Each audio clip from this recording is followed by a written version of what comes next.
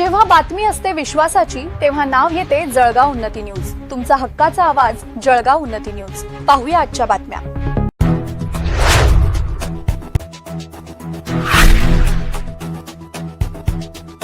जिगावच्या बुडीत क्षेत्रातील सरकारी जमिनींचा खेळ भोवला।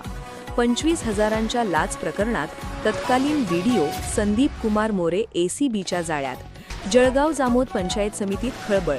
जळगाव जामोद जिगाव पुनर्वसन आणि बुडीत क्षेत्रातील सरकारी जमिनींच्या संपादनात व मोबदला मिळवून देण्याच्या नावाखाली सुरू असलेला सरकारी जमिनींचा खेळ अखेर तत्कालीन अधिकाऱ्यांच्या अंगलात आला आहे।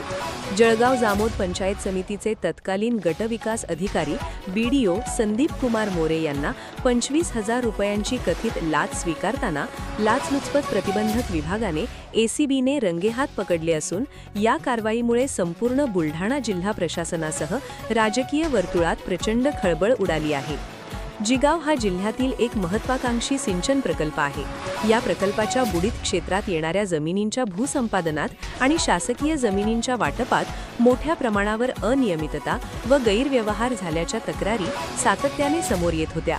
बुडीत क्षेत्रातील शासकीय जमिनींवर खोटी नावे चढवून किंवा नियमबाह्य पद्धतीने मोबदला लाटण्याचा मोठा खेळ काही अधिकारी आणि दलालांच्या संगनमताने सुरू असल्याची चर्चा परिसरात होती। याच बुडीत क्षेत्राशी संबंधित एका जमीन प्रकरणाच्या फाईलवर मंजुरी देण्यासाठी आणि शासकीय प्रक्रिया सुलभ करण्यासाठी तत्कालीन गटविकास अधिकारी संदीप कुमार मोरे यांनी तक्रारदाराकडे 25,000 रुपयांची लाचेची मागणी केली होती।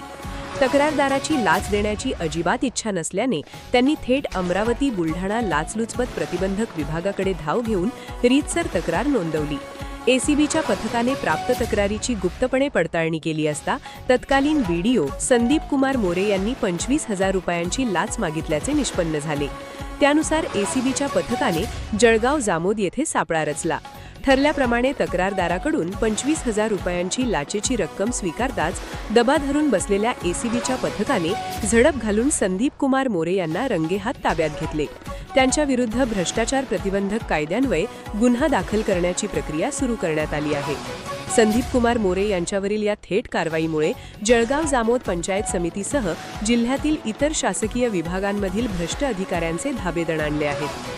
जिगाव बुडीत क्षेत्रातील जमीन व्यवहारांची आणि शासकीय निधीच्या वाटपाची सखोल चौकशी केल्यास यामध्ये महसूल आणि पंचायत समितीमधील अनेक मोठे मासे गळाला लागण्याची शक्यता वर्तवली जात आहे।